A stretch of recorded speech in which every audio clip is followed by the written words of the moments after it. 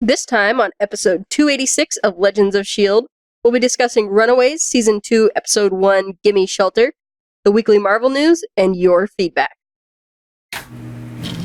I'm Ryan from the Dad.io podcast, a show dedicated to dorky dads everywhere.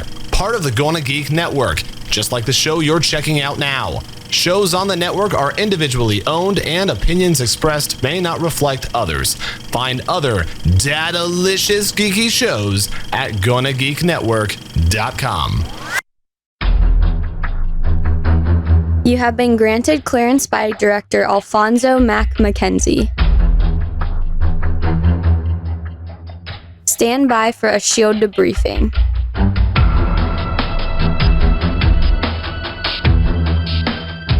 All information to be discussed here is classified and may only be discussed among agents granted clearance by the S.H.I.E.L.D. director. Now it's time for your scheduled debriefing. I'm Director SP. I'm Agent Haley. And I'm Agent Lauren. Welcome to Legends of S.H.I.E.L.D., a Marvel Comic Universe fan show. The show is recorded on Sunday, June 9th, 2019, live from the Legends of S.H.I.E.L.D. studios and broadcast galactic-wide via www.geeks.live. Come on and join our live chat on geeks.live as we record. Ladies, happy National Donald Duck Day. Yay. Are any of y'all watching the new DuckTales on Disney XD? Not me. No, I don't have time for it, but I've heard about it. I think you've talked about it before. No, it's really good. Any special things about it? Well, first of all, Lin-Manuel Miranda is Gizmo Duck. And also the voice director of the show is Sam Riegel, who people may know as, well, first of all, the voice of Phoenix Wright. And also, he's one of the players on Critical Role. So D&D lovers, check it out. All right, good to know. And with that, we're going to continue on with the show. Legends of S.H.I.E.L.D. is a fan-based podcast on the ABC television show Marvel's Agents of S.H.I.E.L.D., which we were throwing a little curveball on that this week, the multiple Marvel small screen series, which we have pivoted to this week, and the Marvel cinematic and comic book universes in general. Because of watching way too much Tarantino. If you'd like to talk to us about all of the Tarantino that you watch, you can visit our website, legendsofshield.com. You can call us at our voicemail, 844-THE-BUS-1. That's 844-843-2871. You can find our Facebook page, Legends of S.H.I.E.L.D. Podcast. You can find us on Twitter at Legends of S.H.I.E.L.D. On YouTube, you can see our lovely videos at youtube.com/GonnaGeek. Speaking of videos, there's a cat behind you, Haley, and oh my God, so cute. You can tell your Amazon device to enable Legends of S.H.I.E.L.D. skill. You can join our Discord server chat at GonnaGeek.com/Discord. And remember, Legends of S.H.I.E.L.D. is a proud member of the GonnaGeek.com network. Yes, if you want to see the amazing cats of Legends of S.H.I.E.L.D., you'll have to go to our YouTube videos to find that. Once again, that's youtube.com/GonnaGeek. Also, Michelle is not able to be a part of the podcast tonight. However, she does get writing credit because guess who did the show notes? Yay! Michelle. Thank you very much, Michelle, for doing the show notes, even though you couldn't be here with us tonight. We love you, Michelle. And as I mentioned before, Agents of S.H.I.E.L.D. was slated to do their next episode Friday night. Well, guess what? They got preempted by the NBA Finals. So we decided to pivot. And instead of doing the last X-Men film, because we all haven't had a chance to watch it yet. Also, we've not heard good things about it. Which will not stop me from watching it eventually. But yeah, I was doing stuff on Friday. And also, I thought Friday was Saturday. So we're going to eventually review it at some point when we have a second. But we're going to go ahead and fill this 1 week void with the Runaways season 2, episode 1, because we can't do Legion because Legion hasn't started yet. And we will be covering Legion in the off weeks from Agents of S.H.I.E.L.D. or after Agents of S.H.I.E.L.D. ends. So that's kind of how we're going to do it. But this will be a special one-off. With that, we're just going to get right into it.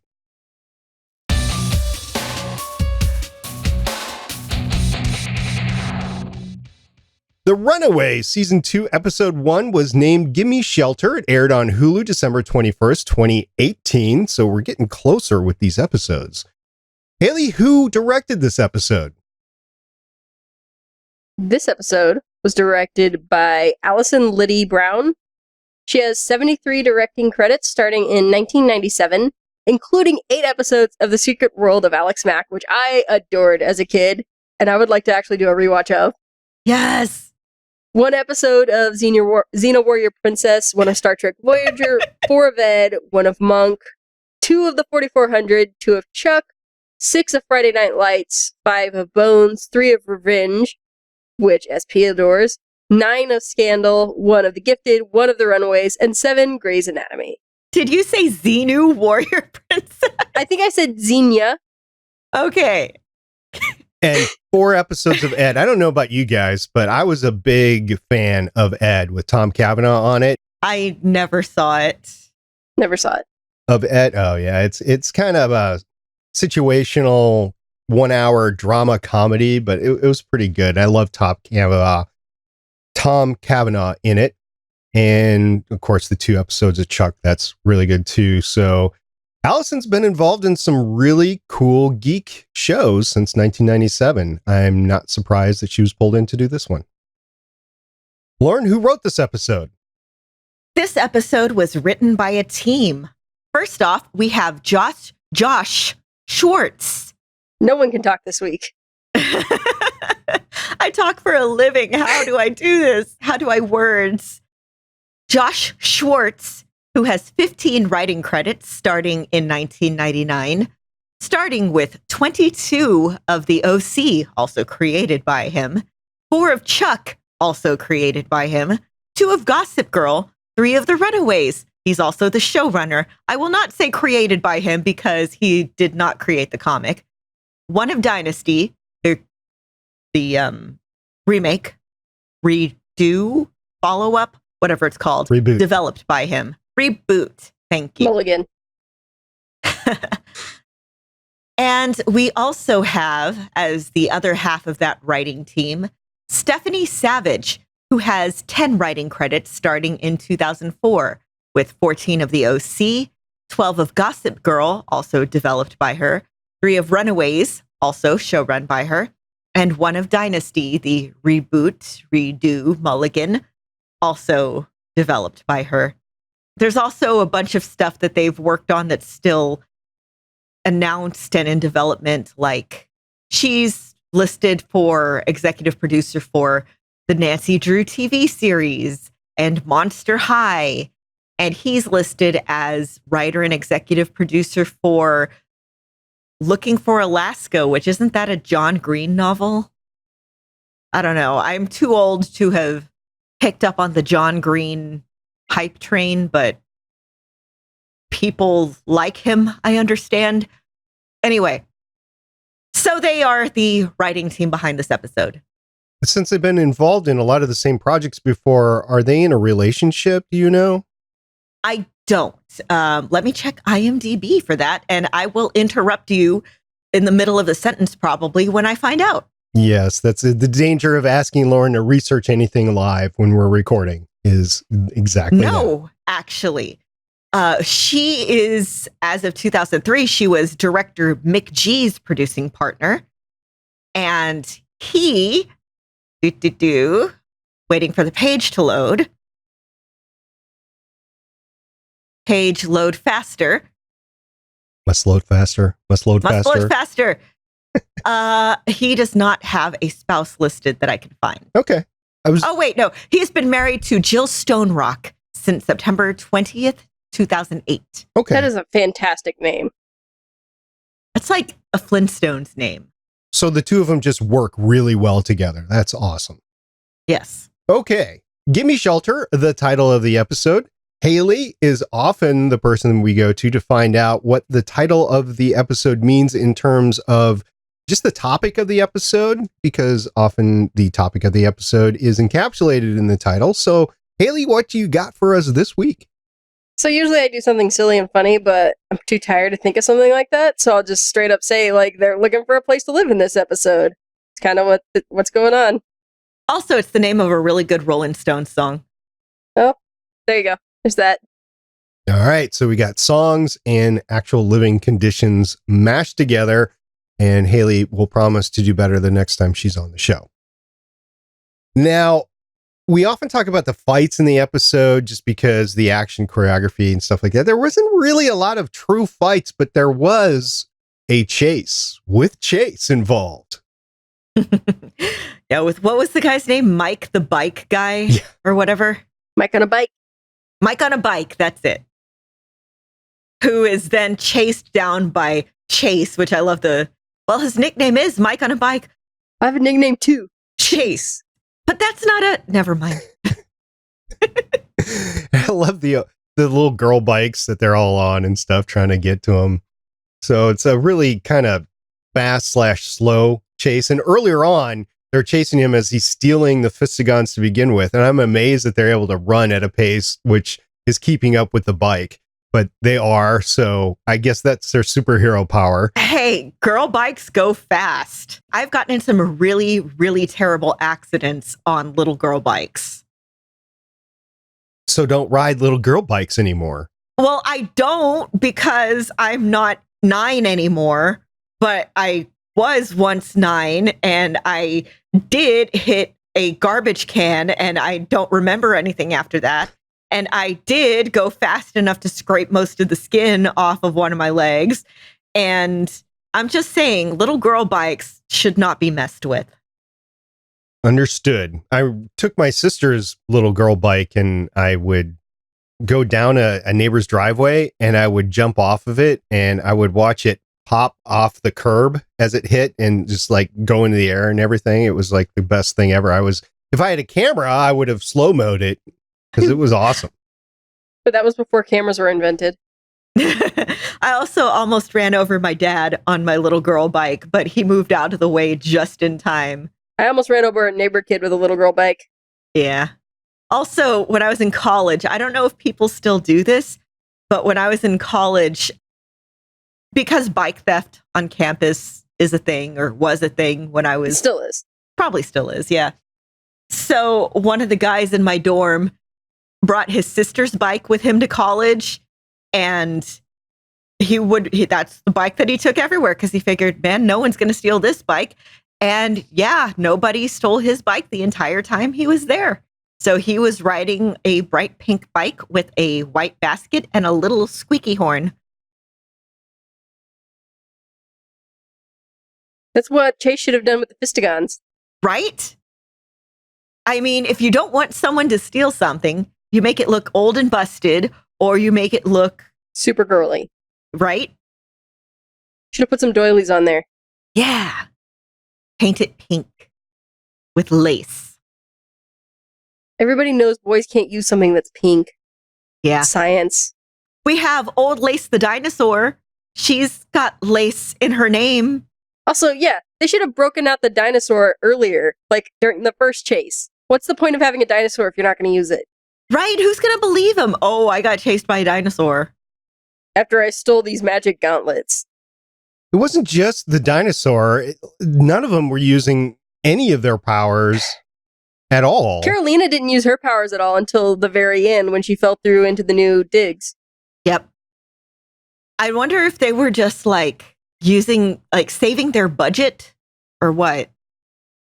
Yeah, this was effects not intensive episode. I mean, they did show Sparkly Carolina when she fell down, but and there was a little bit of explosion toward the end. But yeah, it was a super effects light episode. The dinosaur was under the blanket most of the time. Reminded me of E.T. I had that kind of feeling last season, and so I'm glad that they did it again this season. Although, okay. So they didn't use her strength superpower, but for a fight, but they used it to carry the dinosaur, Molly. So, yes. Yeah. All right. Which, hey, good use. That's a good use. It's nice that she doesn't fall asleep every time anymore.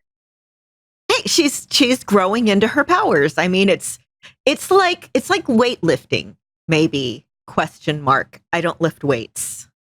Yeah, I wouldn't advise it with your issues with. Yeah.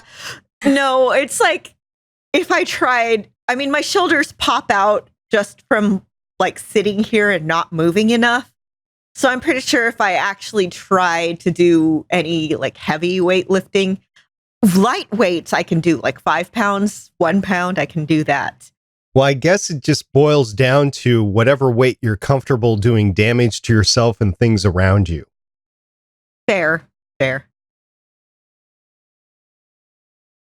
Well, this episode was pretty much equally divided amongst the Pride, the parents, and the kids. So I kind of enjoyed that coming back to it. Oh, by the way, we run into this episode and it feels like it just ended the last season. We're just rolling into the next season. So for us, it's only been, what, a couple of months since we finished Runaways, or a month since we finished Runaways. And then boom, we're getting the next episode. It's really cool. You can binge it and it just seems like it's bam, just tomorrow sort of thing. So I did like that. We find out from them that it's been, what, like 24 hours since the news alert went up? Since they found the fake kids. Or when they find the fake kids, it's been 24 hours. You captured their stunt doubles! So were these just kids that the detective just pulled off the street that kind of looked like him? Or are these paid actors that they used part of the $1,500 that they got from Darius? I think they're people that like bought their clothes at the thrift store they sold them at, right? I think so. Oh, and they just happen to look like everybody? Yeah. It's very much a Spaceball, you've captured their stunt doubles moment. I did like the fact that the fake, what was her name? Fake Carolina and fake Chase are making out. Yeah. So, okay. So this is the way it was last season. It's not the way it is anymore. So you guys aren't getting it right. That's the thing. They didn't keep the detective apprised of the relationship status of all the kids. That's why he couldn't figure it out. Yeah. For a second, I was thinking, like, the second they walk out, are they going to, like, use the staff to realize, like, drop the disguise and be like, oh, it was them the whole time. But no, it was just, again, people not paying enough attention to teenagers, which sort of seems to be the whole theme of the show. Well, not the whole theme of the show, but a good chunk of the theme of the show. We get the appearance of Frank. I think it's the one and only scene that he's in when he's going into the police station. And has to stop and talk in front of the cameras. Yup. I don't think that's a bad idea for him, but it's a bad idea for everybody else. I'm surprised he stopped talking to the cameras. His whole reason for being is to get back in front of cameras. Yeah, that's my point. I'm surprised that he listened and he just turned and went back in. Hashtag Frank shaming. The other bad thing that happened, though, as part of the news was Molly's aunt, great aunt, cousin. Yeah, that was just, I don't think that was called for, because what they could have done is she could have used the wand to incapacitate her. They could have grabbed the memory wipe drug and then jabbed her with it, and she wouldn't be dead. They wouldn't have to deal with that. Okay, but we've seen that Tina is ruthless. She doesn't like loose ends of any sort. And there's no better way to tie up a loose end than to burn it off completely. So that's what she's doing with teaming up with Wilder to quote unquote lead the group. Yep. Just tying up that loose end. Yeah, she is teaming up with the ones that she sees as not weak. The ones that are just as ruthless as she is. And yeah, you can tell she has no real big regards for the Yorkses. She thinks they are very weak. And again, because she followed them there, she didn't trust them to get the job done.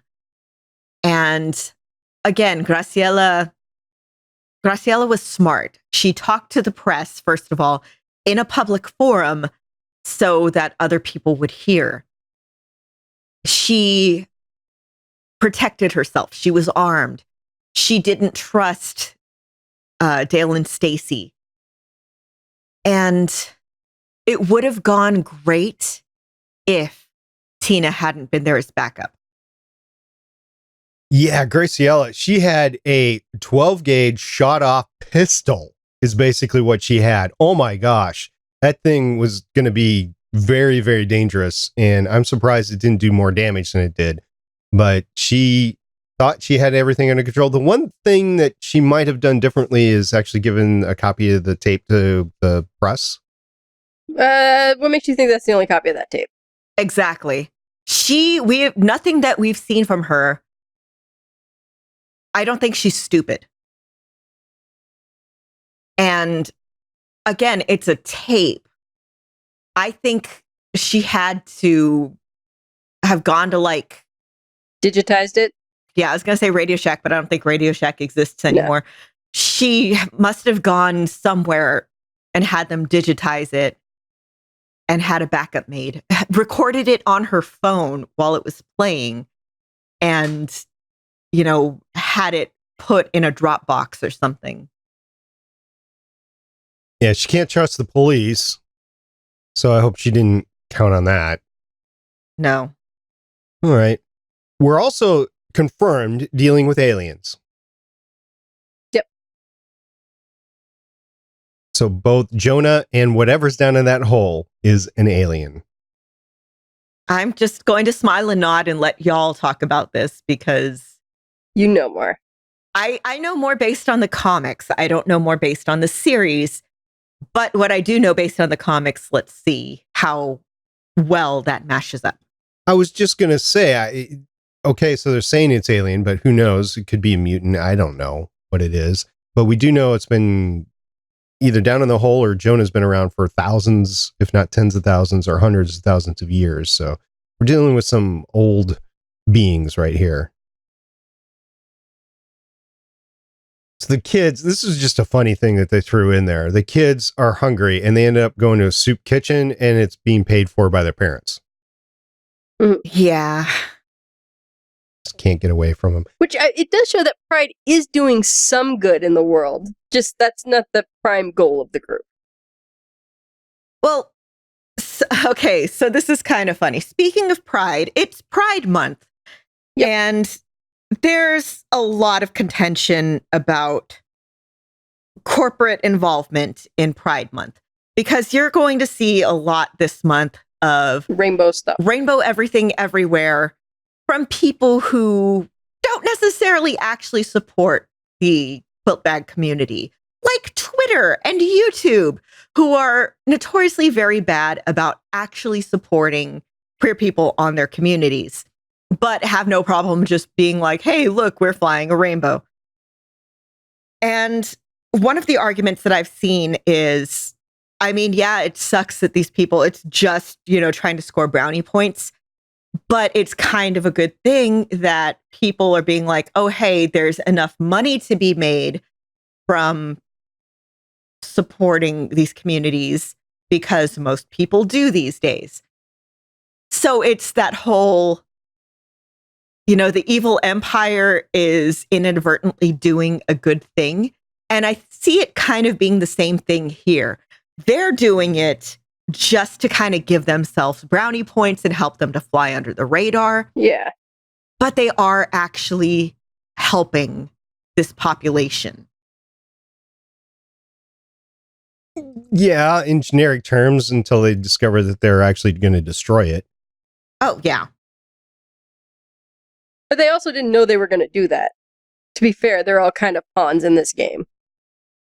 Up to this point, yeah. And unfortunately, they're still at each other's throats. I mean, Jeffrey Wilder's conversation, which, again, I don't know if I would have that conversation in a wired room, secret room by the people that created Wizard. I mean, it's bugged. So anyway, so they're having a conversation. Jeffrey was having a conversation. Well, I'll, you know, team up with them until we get our kids back. Then I'm going to take them out. Like, again, if you've worked with intelligent people before, sometimes the smartest people are some of the dumbest. So you're saying Jeffrey's smart? He's smart enough to be where he is. He's cunning enough. So the Runaways themselves have done a great job pretty much through the episode of banding together, of being together. There's a onesie twosie, and we'll talk about that, but they're surviving together. They're supposed to be on the lookout together to get robbed because, well, they're just... I love there's a couple scenes that I really want to talk about. The first one is Chase and Carolina stealing a car. I loved that. Because, first of all, it's like they show that they are perfectly aware of what they look like, how they are capable of sounding, because they point out again, it's like pretty white privilege gets you places.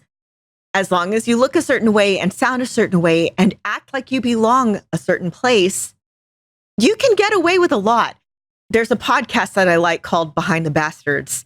And there's this one specific episode. It's actually talking about a hero who helped a lot of people in World War II, helped a lot of Jewish people flee by acting like he just belonged in places and was like, okay, these people need to come with me. Okay, we're leaving. And the host has called it tall white guy privilege, because if you look like a tall white guy, you're going to get a lot of passes. And especially if you just act like that and nobody's going to back you up. And a lot of places, it's white coat privilege. If you have a white lab coat and start acting like you know stuff, people aren't going to question you. Look at the Elizabeth Holmes stuff and the Theranos stuff. And with them, they look like rich white people in a rich area in LA. Yeah, they can get away with getting the car out of LA. And the other thing that I really wanted to talk about is when they're at the homeless camp, and it really strikes Gert that she's never actually seen injustice up close. That for all that she's been campaigning against all this stuff, this is the first time she's actually seen anything like this. This is the first time that she's been hungry. This is the first time that she's been poor. This is the first time that she's been among the homeless. And this is something that a lot of people are, when the first time that they actually come face to face with something that's in the abstract for them, it hits you. It hits you hard. And I really like that we see her actually confronted with something that was just an abstract. So a couple of things. First of all, the car. So they're stealing a car, a very recognizable car with a personalized license plate that's going to be easily caught with license plate recognition in CCTV. So I'm not sure how smart that is for them to be out in the open in a recognizable car, but okay. So because plot, I'll go with it. Other than that, I agree with your assessment there. Don't they dump it?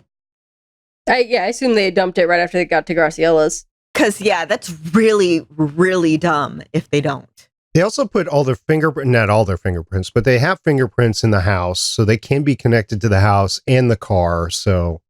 But again, that's not that big of a deal because they went to a place they were expected to go. Like, the parents kind of assumed they were going to go there. Yep, and they take Graciella's money and her ID, and again, it's something they never thought they were going to do, and I think it's Gert who's like robbing a dead woman, and it's like, well, first of all, it's not going to do her any good where she's at right now. Second of all, what do you think she would have wanted? She doesn't want them. First of all, she wouldn't want Molly to go hungry or cold or anything like that. And I think it would be a kind of good, F you to her murderers. And again, they need to be practical at this point. There's something that people don't understand is there's a point where you can't really afford to have morals. If you are hungry enough, you are going to do whatever it takes to get food. That's why a lot of people turn to things like sex work. That's why people do things like stealing. If you are scared enough, you are going to do whatever it takes to stay safe. That's why people join gangs. They just, again, things that are abstract no longer being abstract. I don't have any problems with them taking the money or the ID or anything. My issue is story-wise. legally they can now be linked to the murder. Yeah, but their parents don't want them in prison, and their parents have connections with the cops who are going to be investigating this crime. All right. Yeah. So if it's it going to be was- ruled an accident. She choked on something in the kitchen. If it was any other people as their parent, yeah, I'd be worried. But because their parents, as we've seen, basically own the cops, it's much less of a worry. All right, the two outliers from this episode on the Runaways were Alex working with Darius, which I'd like to get your ideas on whether you think this is smart enough. We'll start with Haley. I mean, I think Alex is... this is, again, people in desperate positions doing things that aren't necessarily smart. I think there's going to be some serious repercussions for this eventually. Like, eventually he's going to be asked to do something that's not paint the nursery. And he's going to be in a bad position. Also, his fingerprints are on that gun, which could be used to kill somebody. Yep. Which was Probably pointed already out in has the been used episode. to kill somebody. Fair. When, again, the second he says, I need more money, I'll do anything. Again, I'm here like, you never say I'll do anything. That opens up a whole lot of doors, most of them very unsavory. And thankfully, all Darius wanted him to do was paint a nursery. And again, we have Alex terrified, once they have him, Darius very deliberately leading him on. He's like, yeah, you're not going to want to make a mess, gives him the drill, making it seem like he's going to have to torture a guy. And it's just paint this nursery. Yeah, but, as the girl whose name I don't remember said, oh, is he the new Andre? I think that's what Darius wants. He doesn't need another guy who can hold a gun and pull a trigger. He needs another guy that can do what Andre did. Yep. Because somebody who can hit things, I mean, I can hit things, not very hard, but I can. You know what I can't do? Hack into things. I can't do that. I could probably teach you. But I mean, yeah, but I don't think I'll be good at it, is the thing. Nope. It's like... And also, she can't do it right now with no training. Exactly. I mean, shooting things. I can shoot things. My aim is actually not bad. Hitting things. I can hit things. I know where to hit people to make it hurt. Again, I'm not very strong, but I have a little bit of training. I can make someone hurt. But I can't do that. When it comes to things that people actually need the very specialized training for,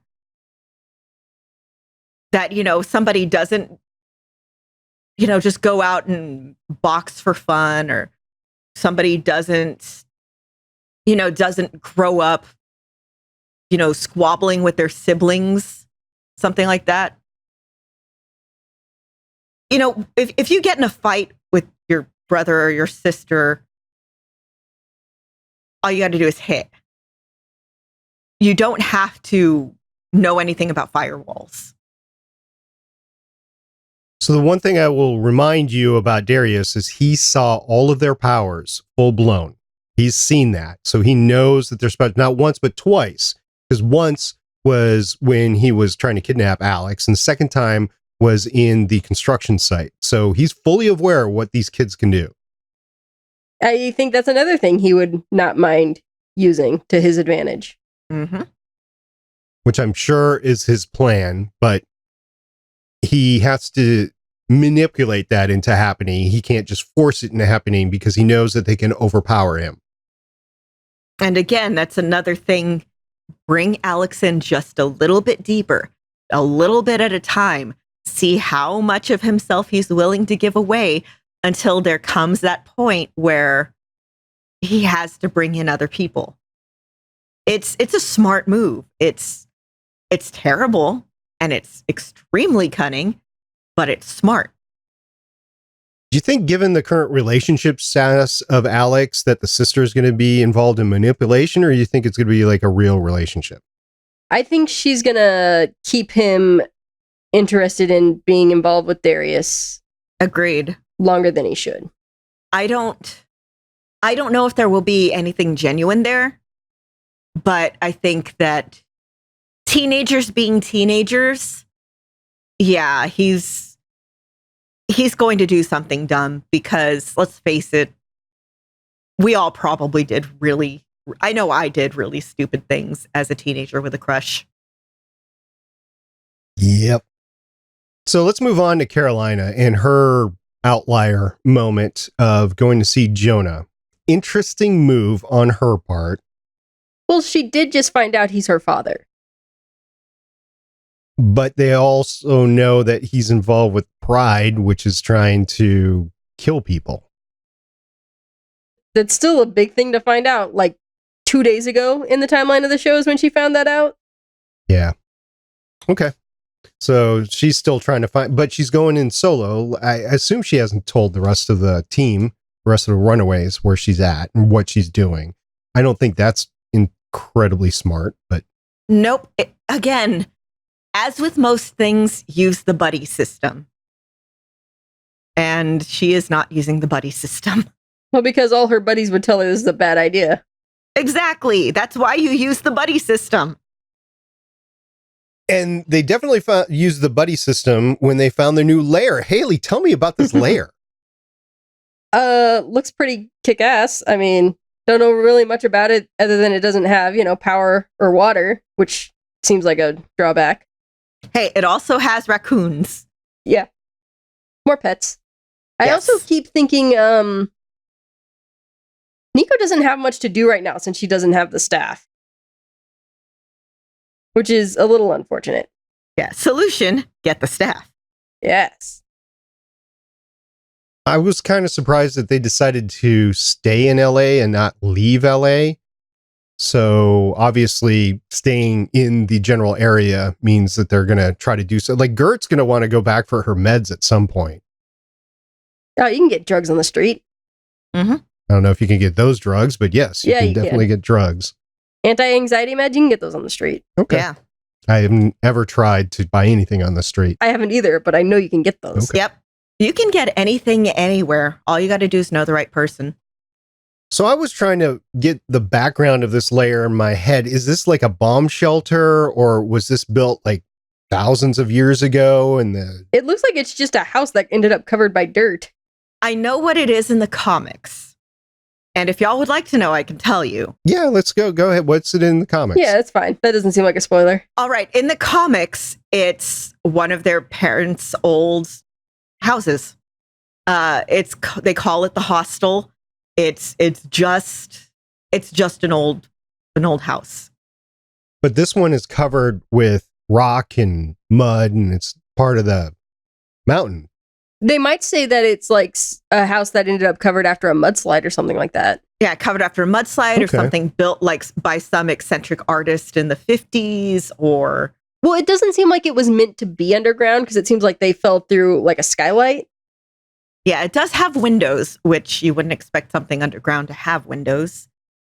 I also really love how much it looks like the hostel does in the comics. Like it has the same entrance. With the staircase and everything. Yes. Also, I think I forgot to point this out last time, but the outfit Carolina's wearing here, and by extension in the last episode we saw her in season 1, is actually one that she's wearing in a cover that was done for the original run. I think we did talk about that, but it's good to bring up again. Okay. It makes me very excited. I just get happy every time I see it. I was happy to watch this episode and I'm happy to watch this series at any time. This was unexpected, as I said at the beginning of the episode, but I'm glad that things have just continued. Like they really didn't stop. There's no major changes, at least not yet. So this is going to be a fun series to watch later on this year when we actually have time to watch it. I'm happy we're doing it. Haley, any last thoughts? Just the thought that I had last season, which is that I think the pacing for this series is too slow. I think they would benefit from speeding up the plot development a little bit.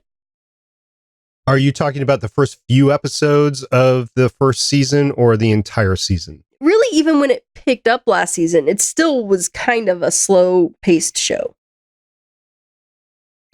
It was... So if you don't want to get too dark, I was thinking about that in this episode because we did have the death. But if you want to keep it lighter and not go too deep, I think you have to space it out. But that's just me. I don't think they're trying to make this a light show, though. It's a show about people who kidnap teenagers and use them to resurrect an evil alien. I think the primary purpose of the show, I mean, it's close, but the primary purpose is like the interaction with the teens. But I could be wrong. Lauren, what do you think about this series in this episode? Well, the series overall, it is listed on Hulu as a drama. So I think you have to have those elements of drama. And of the episode, I loved it. The one other thing I forgot to mention, and something that I think that we're seeing with regards to Nico, is the memorial that she helped lead for Graciela. Oh, yeah. And I actually cried during that scene.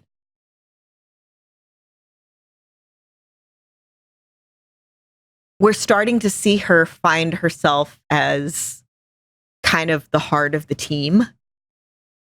You know, we see Alex, that they're talking about like, oh, I thought you were supposed to be the leader, and he storms off.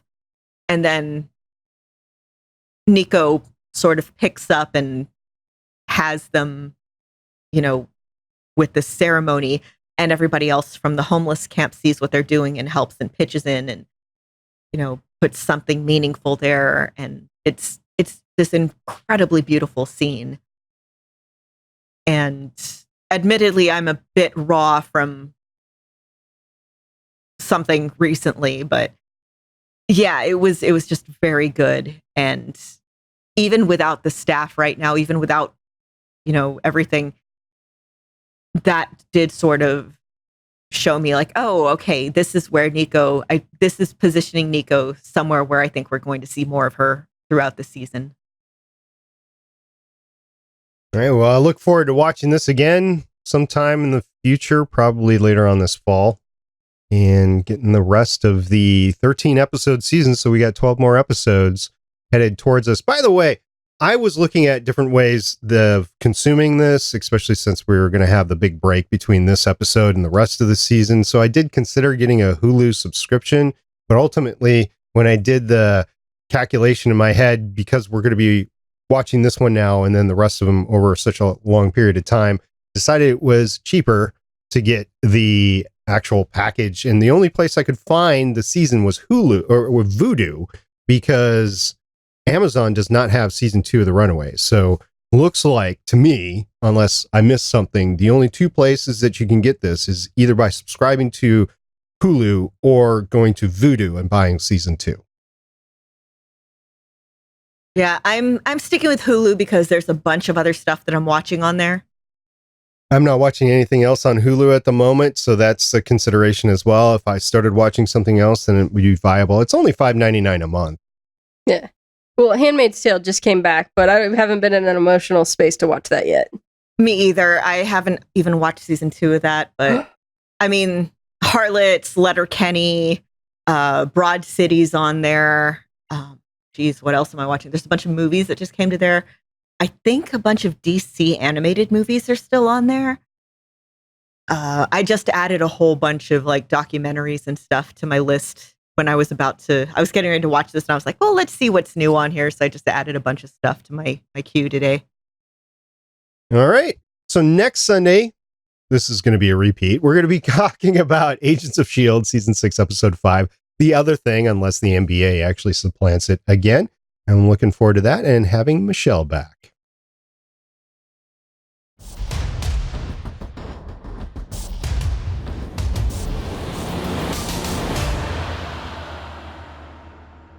So this week, Jon Favreau's cooking show, The Chef Show, has featured lots of MCU folks. And I saw the clip earlier where Gwyneth Paltrow was told that she was in Spider-Man Homecoming because she had completely forgotten or wasn't aware of it at the time. Yeah, so I don't know if the show's actually started airing on Netflix yet, but it's Jon Favreau who loves cooking. He actually made a movie called Chef, and I think that one had Robert Downey Jr. in it too. But anyway, this one, it's him and Chef Roy Choi, and it's just them doing food stuff and hanging out with people that he's worked with, and it looks kind of like chill, low-key fun. Low-key. But no, there's a couple of clips from it that I've seen. There's, the one with Gwyneth Paltrow where she forgot she was in Spider-Man Homecoming. There's also one, it's him, Robert Downey Jr., Tom Holland, and they get, I think they're in New Orleans or something, but they get Tom Holland to eat an oyster, and he'd never had one before. I just had oysters for the first time. I can't. When I was younger, it was Lent, and my Uncle Frank said he'd pay me $5 if I had a fried oyster, and I ate it, but at what cost? So, Haley, what kind did you have?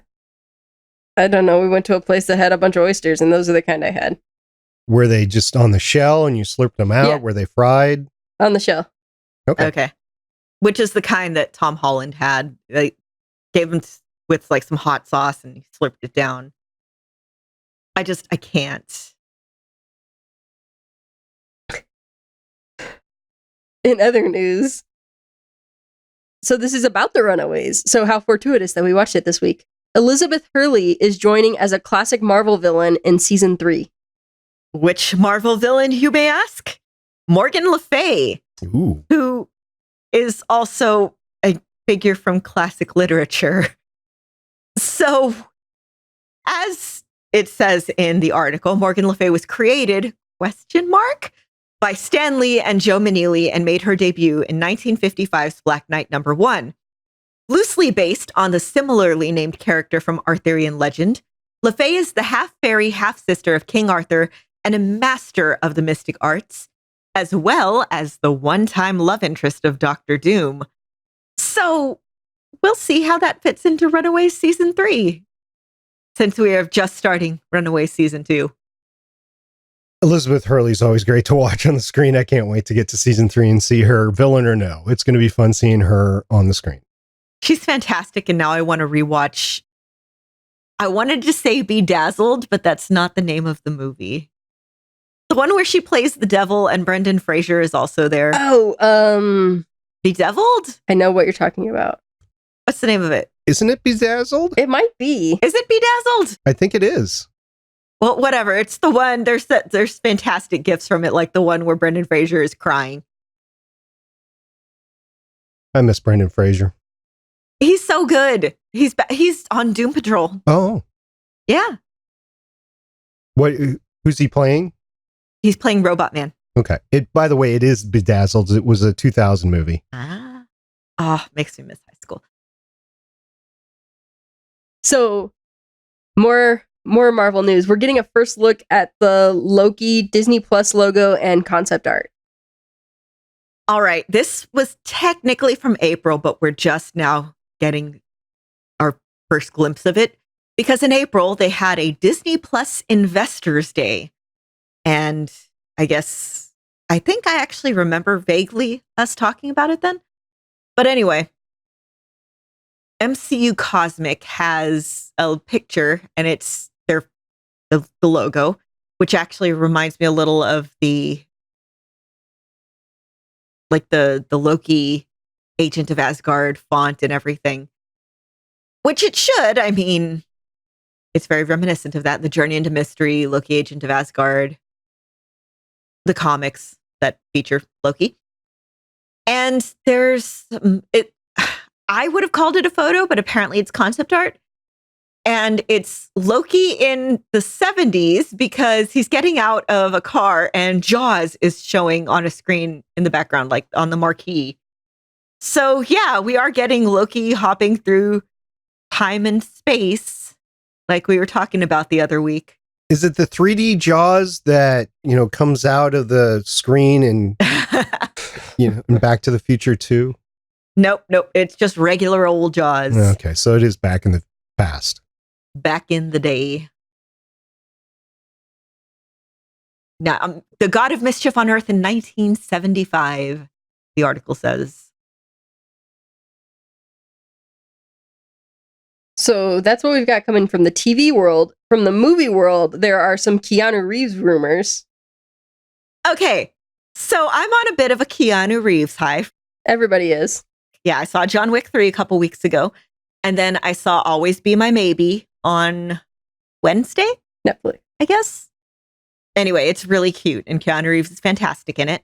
And then just a couple, maybe like an hour and a half ago, E3 was this weekend, and Keanu Reeves was announced in Cyberpunk 2077, which I've been looking forward to, and even more looking forward to.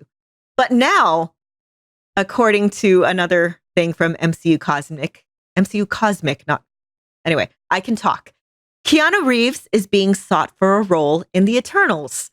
We've talked about the Eternals for a bit, including the fact that none of us really know all that much about them from the comics because it's not really any of our scene.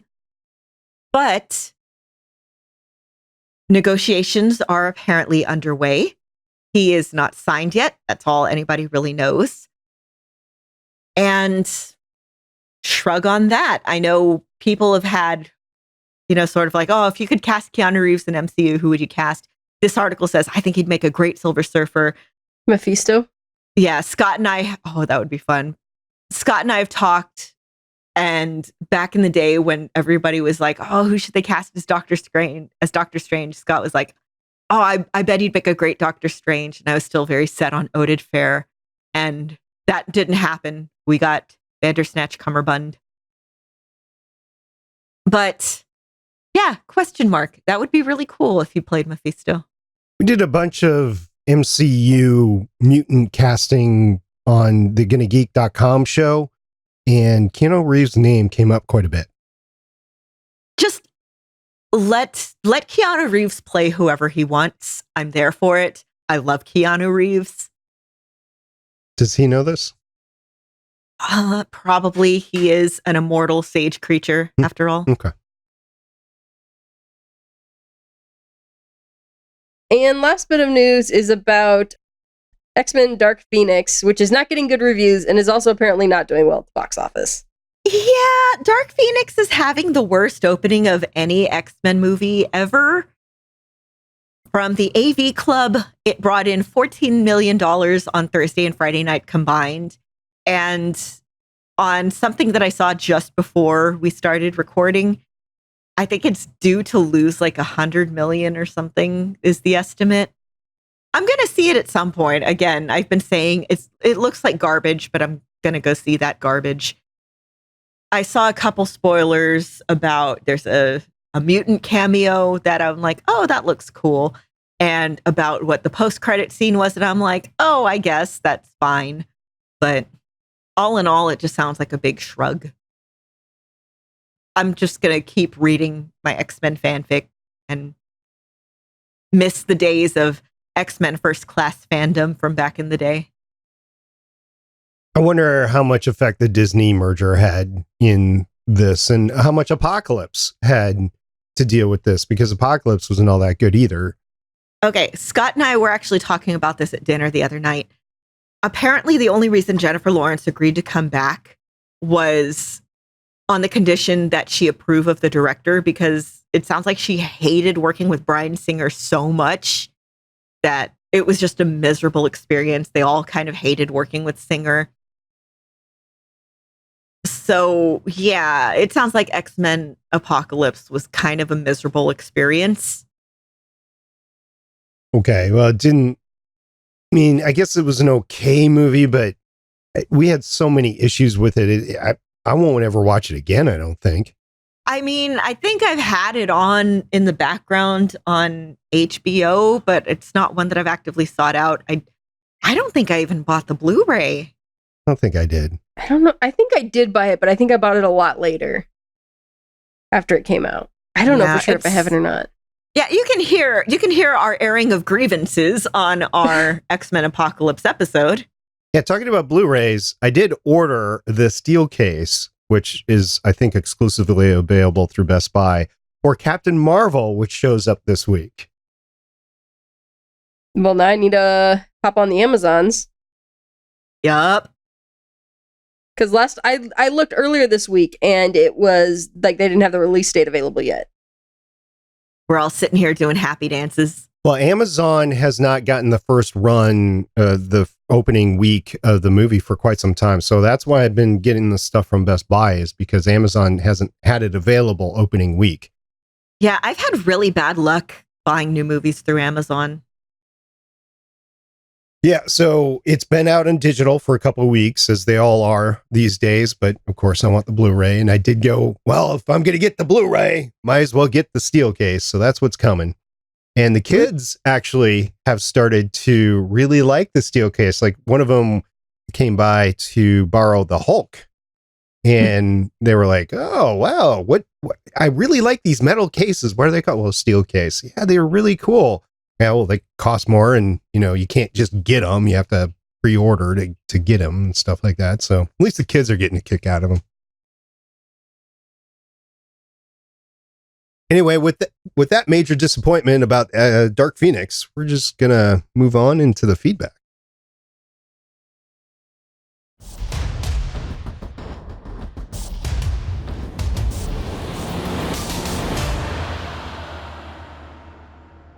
So first up, the tweets. We got a tweet from @Mr. Pericles. Yep, he sent a little video our way. It was from @Iconic Spider-Man. We need more Chris Hemsworth and Tom Holland content. Did either of y'all get a chance to watch this short little video? No. Okay, the video is called Unsuited with Chris Hemsworth and Tom Holland. And it's just them messing with each other for a minute and a half, ostensibly interviewing each other. It's again just them messing with each other. Like, oh, who's your favorite actor? Oh, I don't know, Liam Hemsworth. No, Luke Hemsworth. Well, any other Hemsworth? Liam Hemsworth. Oh, I don't. India Hemsworth. I think is going to be really good when she's older. Any other Hemsworth? No, don't think so. Just stuff like that. It's a lot of fun. It's short. It's fun. So aside from Civil War, have Thor and Spider-Man ever fought each other in the comics? Oh, yeah. Yeah. Who wins? All the time. It depends on who's writing. Oh. As always, when two superheroes fight each other. So who would win in a fight between Fat Thor and Spider-Man? Well, Thor has lightning. And a hammer. Well, now he has an axe. He can tire quickly, though, because, he is out of shape. But lightning. You don't need to be in shape when you've got lightning. So Spider-Man can't create his own suit that will deflect the lightning? I mean, he could, but not like immediately. Okay. And we also got a tweet from @AdonnaGirl. I'm sorry. I was just thinking, well, he needs to be in like, a big rubber suit. And then I thought, no, that's a fetish. And now it exists. It's on various tube sites. I apologize for nothing. Yes, from AdonnaGirl. I've created an MCU headcanon from Robert Downey Jr.'s appearance in Elton John's I Want Love video. So, yes, Robert Downey Jr. was in Elton John's I Want Love music video back in 2001. It was one of his first jobs right around the time that he was let out of prison. And so on her Tumblr, she has a link. Besides Robert Downey Jr., this video has a couple of other MCU connections. It was directed by Sam Taylor Johnson, future wife of Aaron Taylor Johnson, Pietro Maximoff in Age of Ultron. Also, it was filmed at Greystone Mansion, aka Howard Stark's season 1 house on Agent Carter.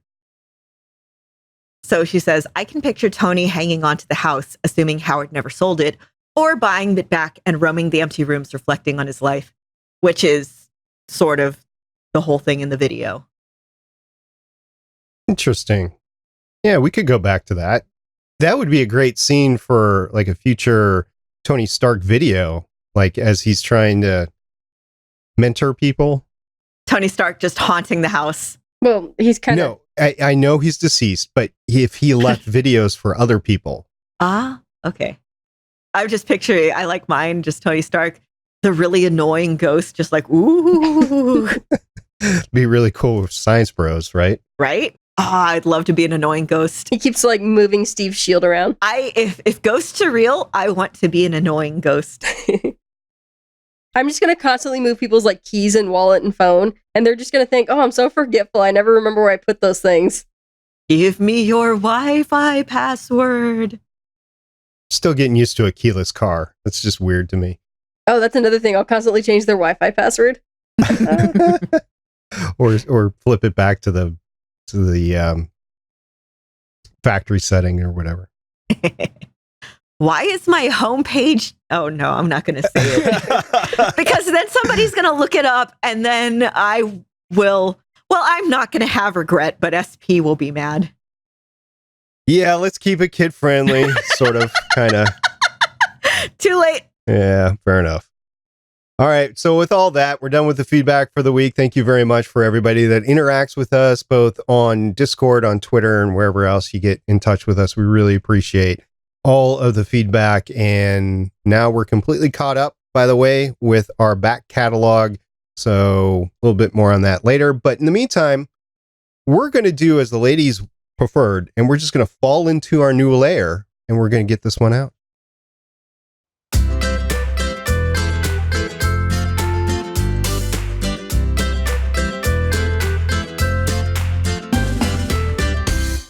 Thanks, everybody, for continuing to download this show. If you're new to Legends of S.H.I.E.L.D., thank you very much for subscribing. We really appreciate it.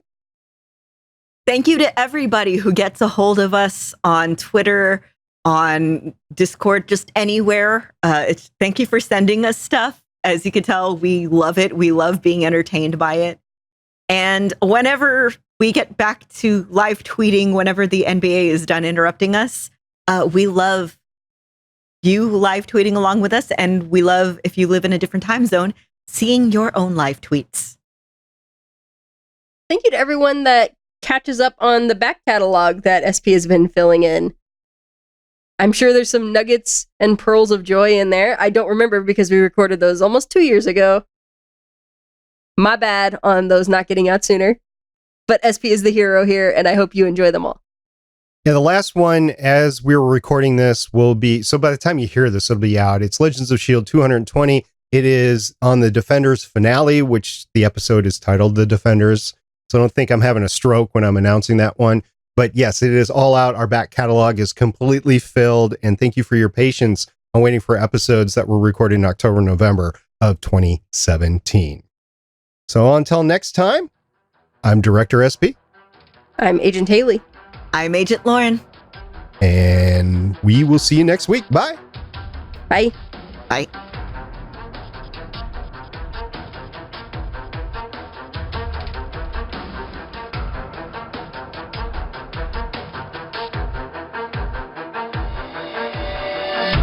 Thank you for listening. If you want to leave us feedback, go to gonnageek.com and you will find all our contact information and other shows. You can also visit legendsofshield.com where you'll find our complete archive of podcasts. The music heard on this podcast is by Kevin MacLeod, found at incompetech.com, and also artists on pond5.com and audiojungle.net. The opinions heard on this podcast are those of the individual hosts and do not represent Stargate Pioneer Productions, Legends of S.H.I.E.L.D., or Gonna Geek. Agents of S.H.I.E.L.D. is the property of the Disney Corporation, Marvel Studios, and ABC. No infringement is intended.